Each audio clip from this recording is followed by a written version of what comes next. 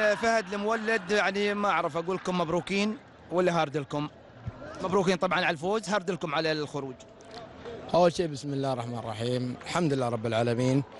هذه حال كرة القدم يعني. أحب أشكر أخواني اللاعبين اليوم ما قصروا في الملعب، وأحب أشكر الجماهير الأمانة اللي حضرت وساندتنا.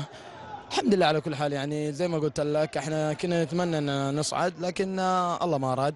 الحمد لله على كل حال. قدر الله ما شاء فعل. لكن الان يعني خروج من جميع البطولات، ما هي اعذاركم الان التي من الممكن ان تقدموها لمحبي الاتي على مستوى المملكه؟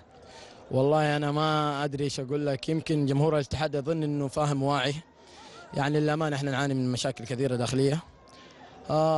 مشاكل اداريه، مشاكل داخلية سواء كانت إدارية أو إلى ما، يعني أنا ما أقدر او فنيه، أو أنا ما او أذكر. من اللعيبه.